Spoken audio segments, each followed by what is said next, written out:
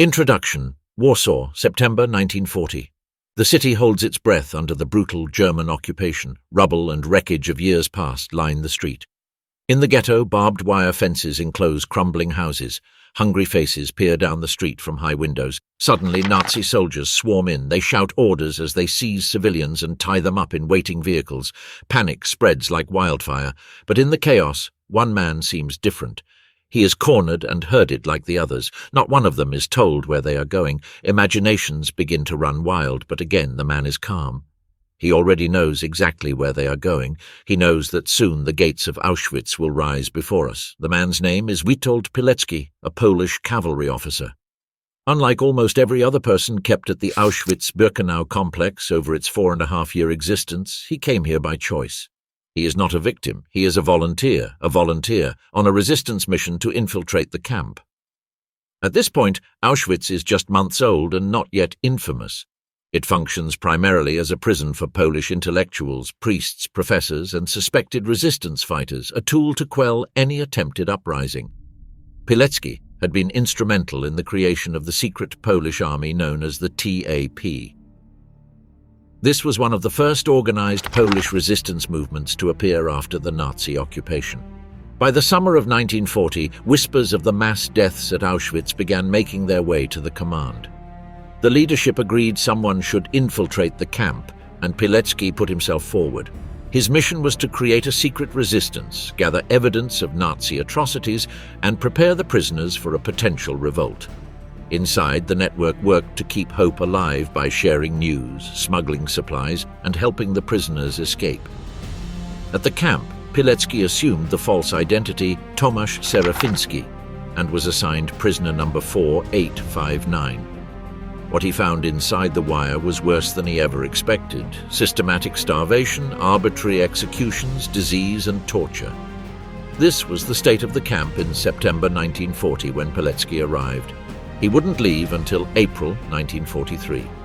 During this time, he witnessed a site that had once been home to a Polish army barracks transform into a sprawling factory of death and torture, the epicenter of the most evil chapter in all of human history, and a place where more than 1.1 million people wanted to perish. This is the history of Auschwitz.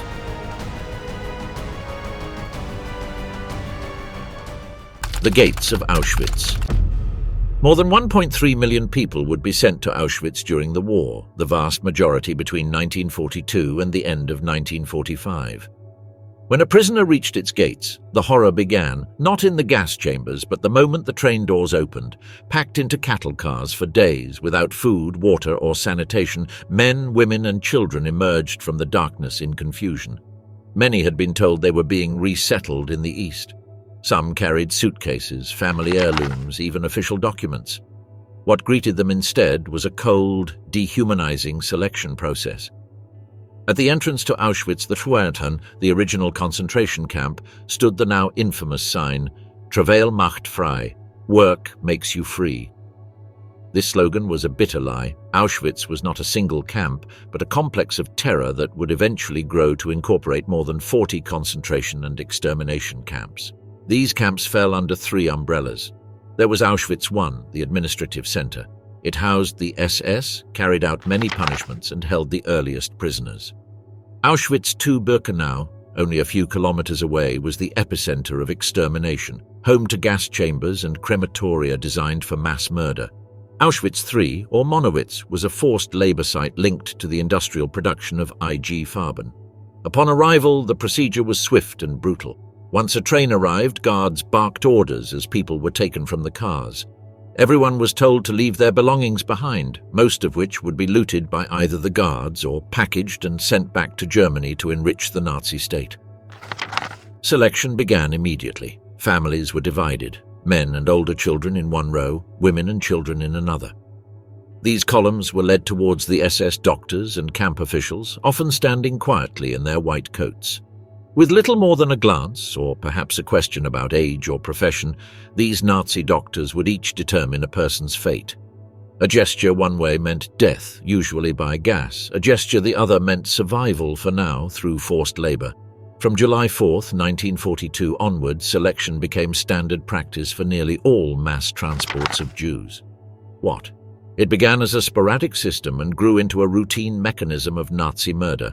The elderly pregnant women, the sick and young children were almost always sent to die immediately. No explanations were given. Those selected for death were told they were going to shower or be deloused. They were taken to what looked like communal baths. Once inside, the Zyklon B was dropped through the top openings. Within 20 minutes, everyone inside was dead. The entire selection process at Auschwitz covered up its brutality with a false appearance of science and medical authority.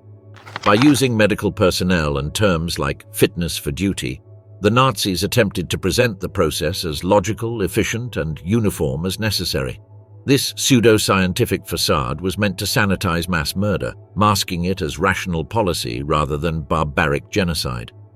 In reality, these decisions were arbitrary, biased, and rooted in racist ideology, not medical fact. The cold, bureaucratic nature of the selections lent a terrifying sense of order to something deeply inhumane.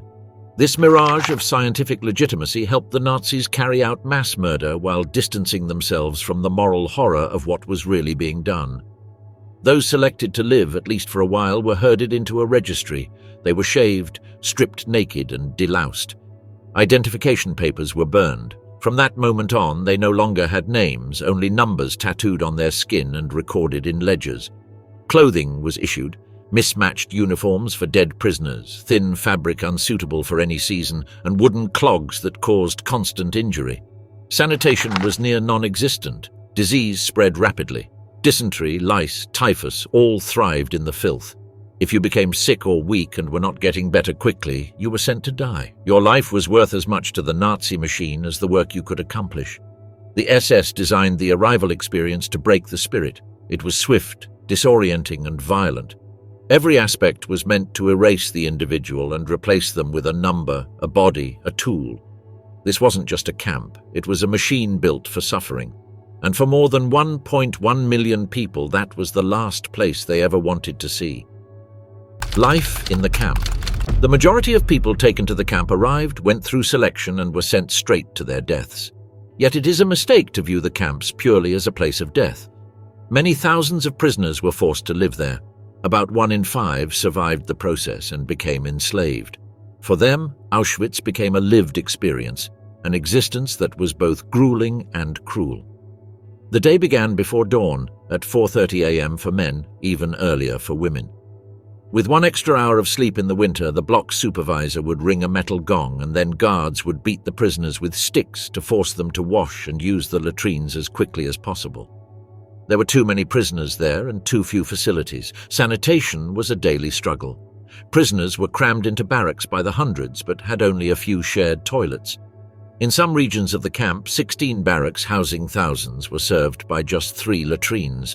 These were not private stables or separate toilets, just a long concrete bench with holes over a sewer channel. Clean water was rare. The bathrooms were cold, dark, muddy, and filled with the stench of contaminated water. Strange propaganda-style paintings decorated the walls with images of the good prisoner who washed diligently and the bad prisoner who remained filthy and was warned he had come to an end. But even if they managed to wash, there was nothing to eat.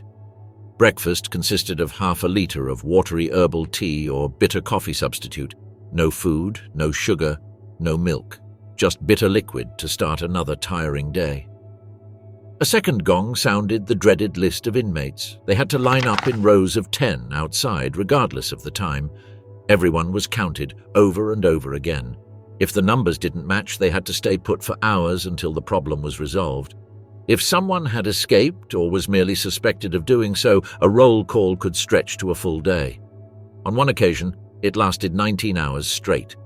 Guards used the roll call as an opportunity to punish. If someone's bowl was dirty, if their shirt was unbuttoned, or a button was missing, beatings were delivered right off the bat. Prisoners might be forced to crouch with their hands above their heads for hours or be dragged off to the punishment block for worse. Sometimes people were hanged or flogged in front of everyone. This was a deliberate reminder that death was never far away. After roll call, a shouted command, "Arbeitskommandos formieren!"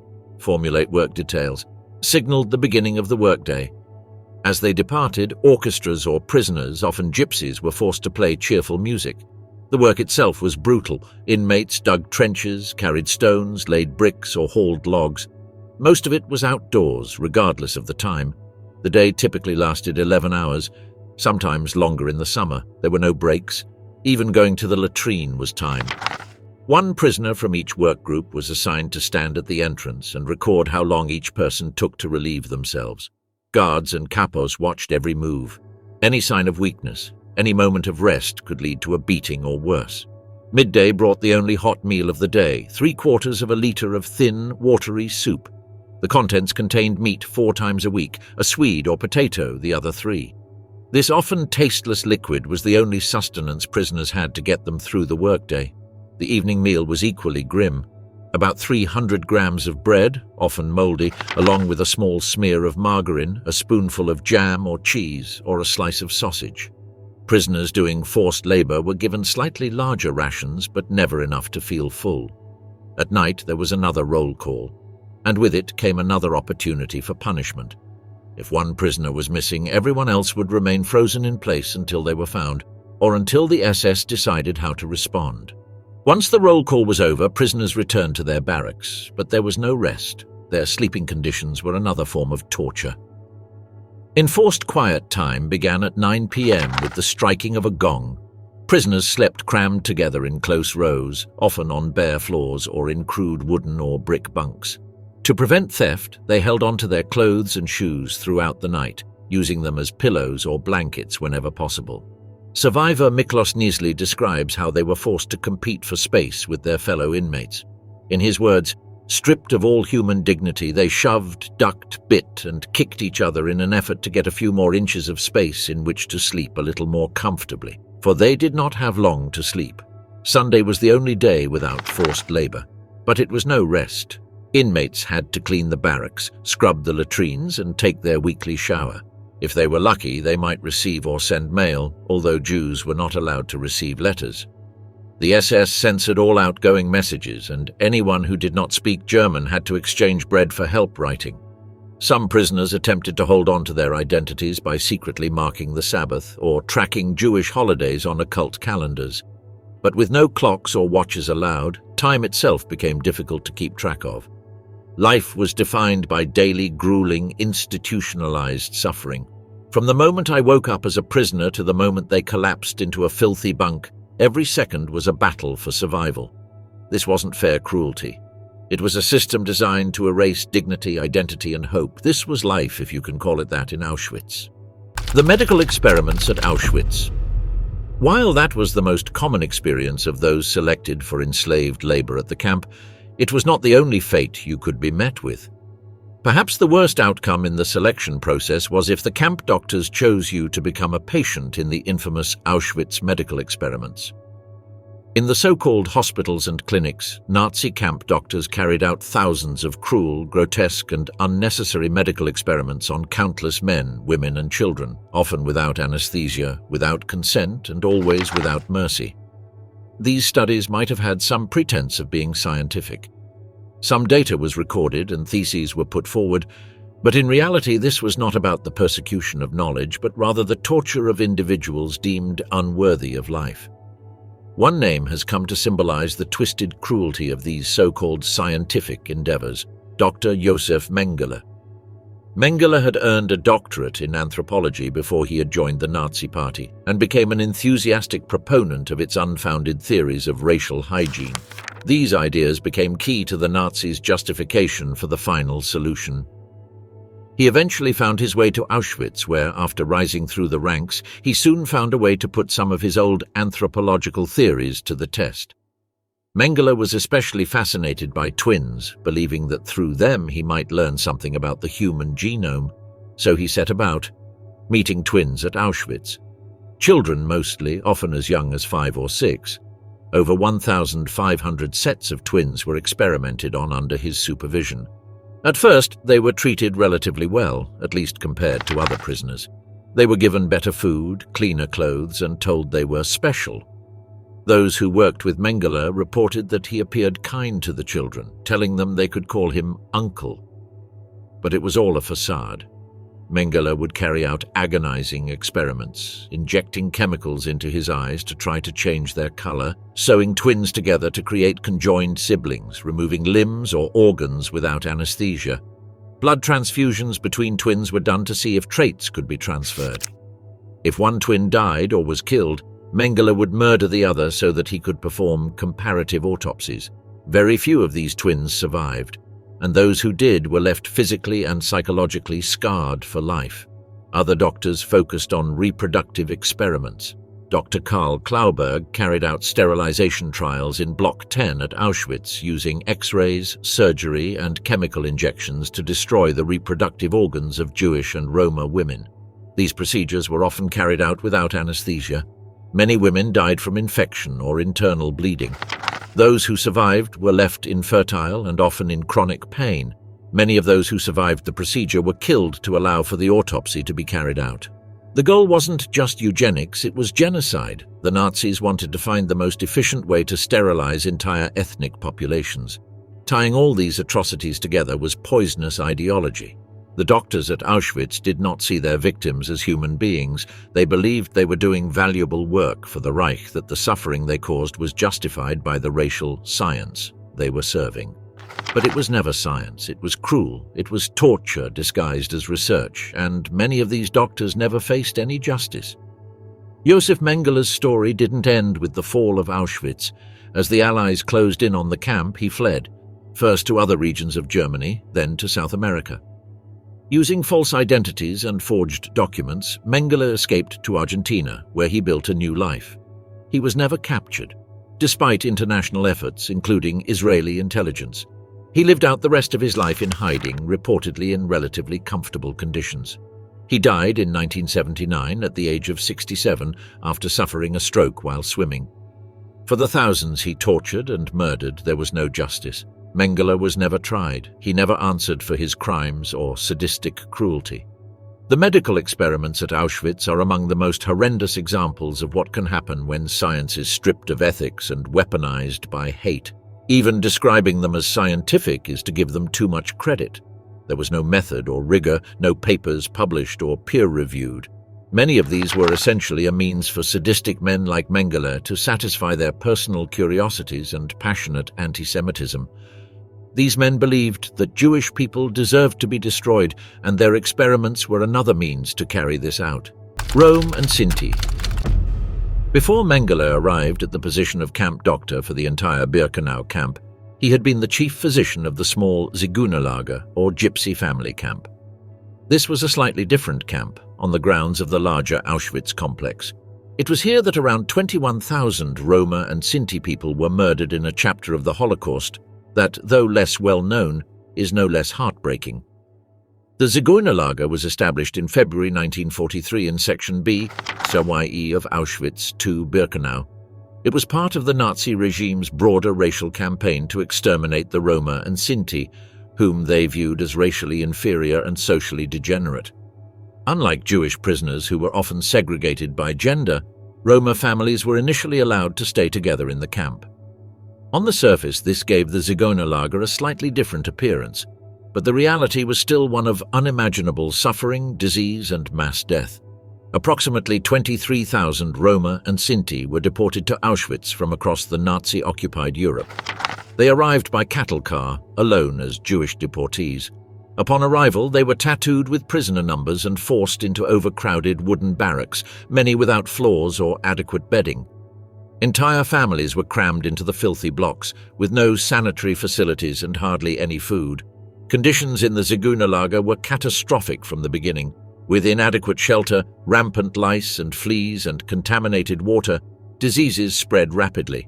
Typhus, dysentery, and famine claimed countless lives. In the summer of 1943, an epidemic of Noma, a bacterial infection that eats facial tissue, swept through the children. There was no medical care, only isolation, neglect, and suffering. Despite all of this, the Roma and Cinti displayed extraordinary resilience. Eyewitness accounts recall prisoners forming close-knit communities, trying to maintain dignity, care for one another, and even holding small cultural gatherings when possible. On August 2, 1944, the Nazis liquidated the camp. That night, SS guards surrounded the section. Thousands of Roma men, women, children, and elderly people were herded into trucks and taken directly to the gas chambers. Around 2,900 people were murdered that night. Resistance was rumored beforehand. Some prisoners attempted to barricade their barracks. That did not matter. The entire population of the Zigeunerlager was erased in a single operation. In total, of the approximately 23,000 Roma and Cinti imprisoned at Auschwitz, around 21,000 were murdered, either through starvation, disease, medical experiments, or in the gas chambers. After the war, the genocide of the Roma and Cinti was largely ignored or downplayed. It was not until decades later that this genocide, known in Romani as the Porajmos, or devourer, received recognition. Memorials now exist at Auschwitz-Birkenau to honor the victims, and 2 August, the date of the liquidation of the Zigeunerlager, is marked as Roma Genocide Remembrance Day. The story of him, Zigeunerlager, is not just a footnote to Auschwitz. It is a vital part of understanding the full scope of Nazi racial ideology and the breadth of its atrocities. These victims, once removed even from memory, deserve to be remembered with the same gravity as all others. Resistance and acts of defiance. The Zigeunerlager shows us that even in the darkest corners of Auschwitz, where suffering was constant and death felt inevitable, resilience meant they could not die, and the same was true throughout the camp, where despite the rotten conditions, unimaginable cruelty and constant fear, prisoners found the fortitude to fight back. The story of the resistance at Auschwitz begins with Witold Pilecki, the Polish official who agreed to infiltrate the camp in its early days. Upon his arrival, he began recruiting fellow prisoners into a secret underground organization known as ZOW, or Union of Military Organization. This was the organized resistance movement of the camp. From the very beginning, Pilek was preparing for the prospect of a mass organized uprising, should the opportunity arise. ZOW radio receivers were built from stolen parts, passed messages under the noses of SS guards. They gathered names, numbers, dates, and evidence of Nazi crimes. Pilecki even documented the construction and early operations of the gas chambers and crematoria. Risk was constant. If discovered, execution was certain. But Pilecki's sense of mission was unwavering. He believed the Allies wanted to act if they had proof. He believed Auschwitz could be liberated. By 1943, SS commanders were becoming increasingly successful in finding and killing members of the resistance. Pilecki went on vacation.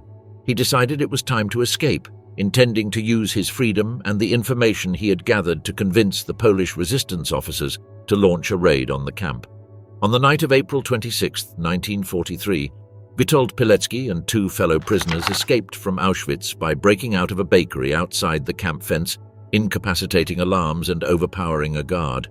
They fled on foot through several villages and eventually reached a Polish resistance safe house. It was here he wrote what would become known as the Witold Report, which was among the first eyewitness accounts of the Holocaust. Jewish resistance. Pilecki's time at Auschwitz, what had it started as a detention center for Polish political prisoners? It grew and grew, eventually becoming the largest and most efficient site of mass murder the world has ever known. By 1942, the Auschwitz-Birkenau camp had become the center of the Nazi final solution. Gas chambers and crematoria operated with mechanical regularity. Even those not immediately sent to their deaths endured harsh sanitary working conditions and systematic starvation, resulting in death spreading like wildfire. In this environment, organized Jewish resistance became nearly impossible.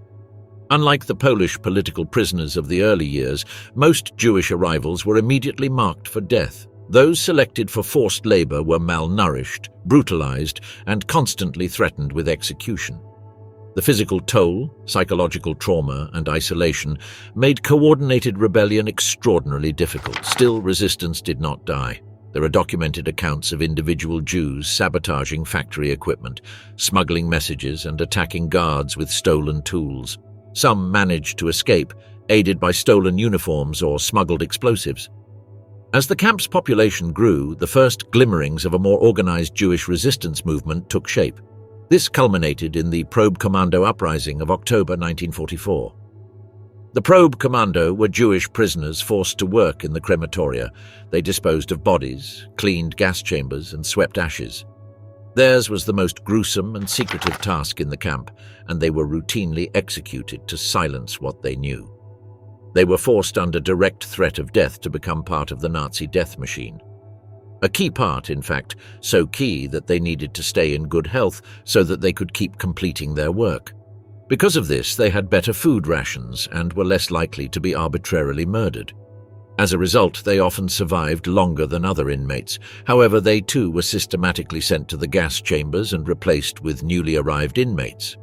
Because they lived longer and were healthier than the general population, they were able to organize themselves better. Furthermore, they were among the few people in the world who knew the full extent of the Nazi genocide. They handled the bodies of those systematically murdered. In the fall of 1944, they decided to fight back. For months, women working in munitions factories held prisoners like Esther Weichblum, Ella Gertner, and Regina Safferstein, who smuggled tiny amounts of gunpowder out in whatever they could find, often boxes of matches, risking death just a thimble at a time. They wanted to bring these small quantities of supplies to Rosa Robota, a Polish Jewish woman who had seen her entire family die in the selection process. She was the link between the female workers and the combat commandos. Preparations took over a year and a half, with the plan being to have enough explosives to destroy the gas chambers and start the rebellion. This was intended to be coordinated across the camp. However, when 400 members of the probe commando were killed after a reduction in the number of new inmates arriving, those remaining anticipated that they would soon meet a similar fate and decided to act. On October 7, 1944, the Sonderkommando of Crematorium 4 rebelled. They attacked guards with hammers, stones, axes, and household grenades. They exploded part of the crematorium, setting it ablaze. In the chaos, around 80 prisoners managed to escape. However, over 400 were killed as the SS sought to crush the rebellion. Although many of these 80 were recaptured, some made it out and survived the war. 3 German guards were also killed in the fighting. 4 women involved in the smuggling, including Rosa Robota, were taken for questioning. Although Robota was subjected to intense torture, the woman who knew most of the people involved in the plot did not reveal any names. She was hanged in January 1945 at the age of 23. The uprising succeeded in permanently putting the crematorium out of action and served to shatter any myth that the victims of the Holocaust passively accepted their fate. It is a story of resilience and courage in the face of crushing evil. Punishment, being sent to Auschwitz and forced into hard labor, was already a punishment beyond comprehension, yet the suffering there did not end. Guards could and often did make life even worse. Inmates lived under constant threat of further torment for the tiniest infractions. Pausing while working, talking out of turn, or attempting to eat an extra piece of food were all enough to incur the wrath of the SS guards. Whipping was a routine form of punishment at Auschwitz. Victims were tied to a wooden frame known as the goat, with their feet locked in place and their bodies stretched out on a bench. As they were flogged, they were forced to count each lash out loud, finally by being forced to say 25 "thank you very much." If they missed a count or spoke incorrectly, the beating would begin. In theory, 25 was supposed to be the limit, but in reality it was at the discretion of the guards, and the number could end up being far higher. Other tortures included the mail, a method where prisoners' hands were tied behind their backs and lifted into the air by chains, dislocating their shoulders. Those left too injured to work were then sent to the gas chambers. Block 11, often called the Death Block, was one of the most feared locations at Auschwitz. Located within the main camp, it functioned as a prison within a prison, a site set aside for torture, punishment, and execution. Inmates were sent there for suspected resistance, sabotage, escape attempts, or sometimes for nothing more than being accused by a fellow prisoner or guard. Inside Block 11 were the notorious standing cells. These were tiny, brick-walled compartments measuring about 1 square meter, designed to cram in 4 prisoners by forcing them to be without light. The usual length of punishment was 10 days. Other cells were used for starvation punishments, where prisoners were locked away without food or water, often until they died. Brutal interrogations and beatings were common. In the courtyard next to Block 11 stood the infamous death wall, where prisoners were shot. Block 11 was also the site of early experiments with Zyklon B gas in 1941, marking the beginning of mass extermination methods. Collective punishment was a common and terrifying practice at Auschwitz, where entire groups of prisoners were punished for the behavior of one individual. If a single inmate escaped or was simply suspected of plotting to kill dozens of others, they could pay the price. In the earlier days of the camp, if a prisoner escaped, the SS would choose men who worked or slept in the same block as the escapee. They would be taken to Block 11, placed in a cell, and were told they would not be given food until the escapee returned or was caught. The hostages were meant to die slowly unless the escapee returned. In all but known examples of this happening, the hostages starved to death or were murdered. One of the most well-known victims was Father Maximilian Kolbe, a Polish Franciscan who volunteered to die elsewhere in the man's cell.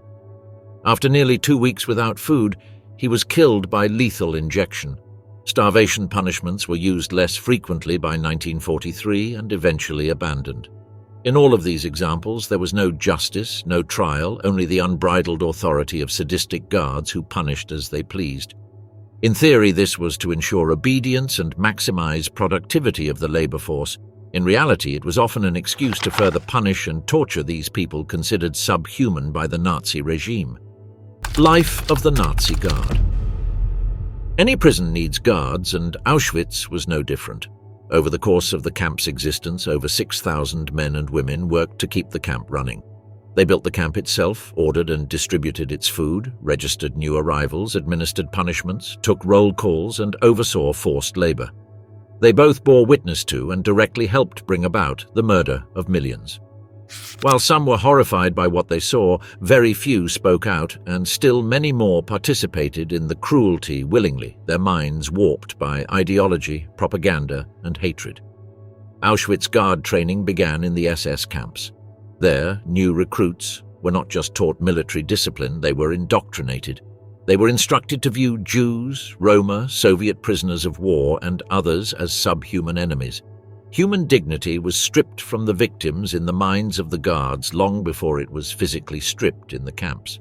Guards were desensitized through regular exposure to public violence, floggings, and executions. Participating in or witnessing cruelty became a normal part of their service. This approach was chosen and shaped purposefully by the heads of the SS. As early as 1933, the SS were providing training to guards at early camps such as Dachau. This training established that the ideal relationship between guard and prisoner was one of hatred and dehumanization. The guards were trained to view the prisoners as enemies. This was then put into practice through violence. Any impulse to be kind, to show empathy or understanding, was strongly frowned upon and mocked by fellow guards. At Auschwitz, guards lived in separate, relatively comfortable barracks with access to food, alcohol, and leisure time. Their daily work, however, revolved around controlling, punishing, and killing. Some oversaw roll calls or working details, others staffed the guard towers, monitored the gas chambers, or escorted prisoners to their deaths. Officers and enlisted SS guards could rotate through different duties. Some might spend weeks supervising work groups, then move on to crematorium duty, where they stood watch as thousands were murdered in gas chambers. For many, this rotation helped blunt the psychological toll of the killings. The compartmentalized death system, allowing individuals to play only one part in the machinery at a time, made it easier to later claim, "I'd never kill anyone myself." But many guards did get killed. Some directly through shootings or beatings, others through carelessness or cruel improvisation such as withholding food, forcing prisoners to stand for hours, or unleashing dogs on them. Punishments were often carried out publicly. Guards were motivated to be resourceful in enforcing discipline. The more brutal, the more effective they were considered. And the system rewarded this behavior. Guards who performed their duties with zeal might be promoted, given medals, or transferred to more prestigious assignments. Recreational life for guards was entirely separate from the suffering they inflicted. Some had families. Nearby guards wrote letters home, played sports, took photographs, and lived relatively comfortable lives just meters from where people were starved to death. This divided reality, where horror and normality existed side by side, was one of the most disturbing aspects of life for the perpetrators. There were women among the guards too, especially at the women's camp at Auschwitz-Birkenau. The female SS guards, known as Aufseherinnen, were often as brutal as their male counterparts. Some, such as Irma Grace and Maria Mandel, became infamous for their cruelty. They too were trained in dehumanization, and many wielded arbitrary force over life and death without hesitation. Despite being relatively low-ranking in the SS hierarchy, and there being relatively few of them, around 200 plus, over the course of the camp's existence, a much higher percentage of them were sentenced after the war. It is thought this is because they remained more. Survivors could more clearly remember specific sadistic crimes they carried out. Despite the intense propaganda and brutal culture, not every guard was a sadist. Some were indifferent, others afraid to speak out. A few, very few, tried to help prisoners in small ways, sneaking food or offering warnings. But the overwhelming majority conformed. They accepted the system, enforced its rules, and became part of the everyday violence of the camp. The Nazi power structure and the fear of punishment for disobedience kept most in line. One man who stepped out of line, who dared to show some humanity towards the inmates, was the SS doctor Hans Munk. In the years since the war, he came to be known as the Good Man of Auschwitz. As a doctor, Munk was expected to complete the selection, singling out prisoners fit for work and sending them to rest upon their deaths. He found this to be morally abhorrent, and against his Hippocratic oath, he flatly refused to participate in it. Victim testimony also claims that he would come up with elaborate schemes to keep prisoners alive, saying he needed them for his experiments or some other use. One survivor, Dr. Louis Michaels, says that as the camp was finally being evacuated, Munch gave him a revolver to help him try to escape. While other inmates have questioned regions of this narrative and believe that Munch did engage in cruelty, the testimony of other survivors was enough to make him the only SS guard acquitted at the Auschwitz trials in Krakow after the war. Life. For a guard at Auschwitz was one of profound moral corruption, presented how systems of power can turn ordinary people into perpetrators of atrocity. It wasn't just about sadism, it was about obedience, conformity, and the appalling ease with which cruelty can become routine. The vital part of this cruelty was dehumanization. While some who engaged in sadism were likely simply sociopaths, many more had empathy for life but were trained and chosen not to extend it to the lives of their prisoners. Jews and others, singled out by the Nazi regime, were viewed as subhuman. It was this designation that allowed the greatest atrocities to be committed. The home of genocide Auschwitz was a place of horror and cruelty. It was a place of forced experimentation, brutal living conditions, torture and starvation. But most of all, it is remembered for its role in the Holocaust. Between 1941 and 1945, Nazi Germany and its collaborators murdered 6 million Jews. This was the Holocaust, the Shoah, the darkest chapter of the 20th century. And at its heart lay Auschwitz. Auschwitz was not just a concentration camp, it was an extermination center. It became the largest site of mass murder in human history. More than 1.1 million people were murdered there, almost 1 million of them Jews. The remaining prisoners were Poles, Roma, Soviet prisoners of war, and others considered unworthy of life. Hitler and the wider Nazi Party had forcibly resurrected hatred against the Jewish population, and throughout the world his time in power had slowly stripped them of their property, money, wealth, power, and human rights. During World War II, as Nazi Germany expanded eastward, it gained control of vast territories with large Jewish populations. Particularly in Poland and the Soviet Union, there was some deliberation on what to do with these Jewish populations. Initially, the Jews were confined to ghettos, and some argued for mass relocation. Instead, Hitler and those around him opted for mass murder. This began with what has come to be known as the Holocaust by bullets, where specialized units of the SS would march entire Jewish towns and villages out to mass graves where they would be shot. Around 1.5 million Jewish people were murdered in this way, but Himmler was concerned about the mental toll he took on the killings. These methods were generally considered inefficient. In 1941, as the war deepened, Nazi leaders began formulating what they called the final solution to the Jewish question. This was a systematic plan to annihilate all Jews in Europe. At the Wannsee Conference in January 1942, senior officials formalized the logistics of mass extermination. Deportations to death camps began soon after, and none wanted to receive more than Auschwitz. The camp was selected to be the epicenter of the genocide by Himmler himself, who praised the camp's favorable location in terms of transportation, and the fact that this area can be easily isolated and camouflaged.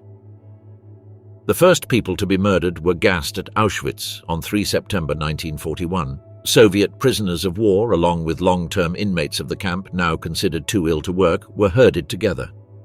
Around 850 of them were killed with Zyklon B, a cyanide-based pesticide dropped into the sealed basement of Block 11. The test was deemed a success. How often was the construction of gas chambers designed for mass killing? These were not just housing for execution. They were part of a production line of death. Victims were said to be going to be taken to the chambers by rain and marches. Those who could not walk were taken in trucks. In specially constructed antechambers or behind walls, they were forced to undress. They were herded into rooms. Once the doors were sealed, SS guards dropped Zyklon B pellets through roof vents or wall openings. The gas killed within 15 to 20 minutes, often less. After the Sonderkommando, they were forced to dispose of the bodies, extract gold teeth, cut hair, and burn the corpses in open pits or crematoria. Pieces of bone that could not be completely burned were often left at ground level, then discarded in a river, or sometimes even used as building material. The probe commando then had to clean the chamber for the next group. Most of the Auschwitz victims were Jews deported from across Europe, from France, from Czechoslovakia, from the Netherlands, from Lithuania, from Germany itself, and many more countries. Entire communities disappeared overnight. Hungarian Jews were among the last and largest groups deported. In the spring and summer of 1944, more than 400,000 Jews were sent to Auschwitz in just 8 weeks. Most were gassed on arrival. But Auschwitz also targeted other groups: Poles, especially intellectuals and resistance fighters, Roma and Cinti people, Soviet prisoners of war often killed by starvation, disease, or execution. Jehovah's Witnesses, homosexual men, and others were labeled asocial. The presence of children in the remains of Auschwitz is one of the most haunting elements of the camp's history. More than 200,000 children were murdered during the Holocaust, many of them at Auschwitz. Children were almost always gassed immediately upon arrival. Their shoes, their toys, their tiny items of clothing preserved in museum displays remain some of the most devastating images of Auschwitz today. And yet, Auschwitz was just one piece of the machinery. More than 40,000 camps and ghettos existed under the Nazi regime. Auschwitz was the most infamous, but not the only one. Auschwitz, liberation. At the end of October 1944, the last mass transit of Jewish prisoners arrived at Auschwitz. On October 30th, around 75,000 Jews from Poland, the Czech Republic, and Slovakia went through the usual selection process. This was to be the last of its kind. The very next day, Himmler issued an order to cease the mass murders. By this point, the Nazi war machine was crumbling. As Soviet forces pushed westward through Poland, the once seemingly unstoppable expansion of the Third Reich was quickly. Auschwitz was contracted, beginning its final chapter. Yet despite the fact that its days were now numbered, this final period was among the most tragic. As the Red Army approached in the summer and autumn of 1944, the Nazi leaders began an attempt to hide the evidence of their crimes. Crematoria were dismantled, documents destroyed, and gas chambers ripped down. By January, the last prisoner to be assigned a serial number arrived. His name was Engelbert Markic, a German citizen found guilty of some unknown crime. He arrived at the camp on January 18th and was given the number 202499. By the end of the month, Himmler had ordered the evacuation of all camps. He attached a chilling threat to these orders, which quotes him as saying, "The Führer holds you personally responsible for ensuring that not a single prisoner from the concentration camps falls alive into the hands of the enemy." By now, anything of value stolen from incoming victims had been sent back to Germany. However, even without new prisoners arriving, the population still numbered in the tens of thousands. The SS began clearing out of Auschwitz. Approximately 60,000 prisoners were forced to march westward in freezing conditions in what became known as the death marches. With little food, inadequate clothing, and under constant threat of execution, thousands died through exhaustion, hypothermia, or gunfire. The goal was to prevent prisoners from falling into Allied hands and exposing the full horror of the camp. An estimated 9,000 to 15,000 prisoners died during the death marches from Auschwitz camps, and those who survived were then transported by transport trains to other camps located further inside German-controlled territory. Those too sick or weak to march were left behind, approximately 9,000 people. Many believed that the SS would return to kill them. But instead, on the afternoon of January 27th, soldiers of the 60th Army of the 1st Ukrainian Front entered Auschwitz II. What they found was beyond comprehension. Piles of corpses, scattered remnants of gas chambers, warehouses filled with shoes, suitcases, human hair. The survivors, skeletal and dazed, struggled to comprehend that the nightmare was over. Auschwitz was not destroyed by Allied bombs. While there were calls to bomb the railway, the main guideline for the Allied camp leaders was that they ultimately decided against it, citing military priorities and doubts about its effectiveness. Some air raids hit industrial targets near Auschwitz, but the crematoria and gas chambers remained intact until the Nazis themselves destroyed many of them during the evacuation. Even in its final days, Auschwitz continued to kill. During the death marches, SS guards hauled out countless roundup executions. In the final selections, as the camp was being emptied, the machinery of death slowed, but it never truly stopped until the camp was liberated. Aftermath. When the Red Army troops arrived at Auschwitz on January 27, 1945, they found ash scattered everywhere. This ash was not just from the fires, but from the blazes around the complex. It was evidence. In the last days of the camp, the SS had desperately tried to erase all evidence of their horrendous crimes. Everything they could find was burned. Records, orders, memoranda, files. But there was not enough time to destroy everything. Word of what had been uncovered began to spread, slowly at first. War correspondents and freed prisoners shared testimony and images. Soviet officials invited journalists to view the camp, but Cold War tensions complicated the dissemination of information in the West. Despite this, the scale of Auschwitz's atrocities could not be hidden. Survivors gave voice to the horror, people like Primo Levi, Elie Wiesel, and many others who turned trauma into testimony, helping the world understand the magnitude of what had happened. For many months after liberation, the full extent of Auschwitz's role in the Holocaust remained unclear. It was only through the painstaking work of researchers, historians, and survivors that the pieces came together. Auschwitz was not only the largest Nazi concentration and extermination camp, it was the deadliest. More than 1.1 million people were murdered there, most of them Jews. Others included Roma, Soviet prisoners of war, Poles, and people with disabilities. After the war, the Nuremberg trials began in 1945. Key Nazi leaders were tried for war crimes and crimes against humanity. Auschwitz featured prominently in the evidence. Witnesses testified, photos were shown, and documents revealed the meticulous planning of mass murder. While many of the top Nazi leaders were convicted and sentenced, justice for Auschwitz was incomplete. Thousands of SS personnel had worked there, but only a fraction were ever tried. Many melted back into civilian life, protected by shifting political alliances or simply overlooked. At the same time, efforts were made to preserve Auschwitz as a memorial site. In 1947, the Polish government established the Auschwitz-Birkenau State Museum. Former prisoners guided early tours. Barracks, gas chambers, and crematoria were preserved or reconstructed to show the public what had happened. The museum became one of the most visited Holocaust memorials in the world.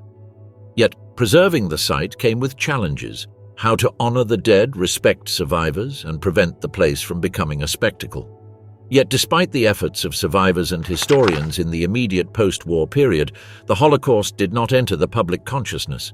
It was undiscussed or well known. In the now Soviet-controlled Eastern Europe, where the majority of victims, especially Jewish victims, had come from, the authorities pointedly refused to acknowledge the anti-Semitic roots of the mass murders.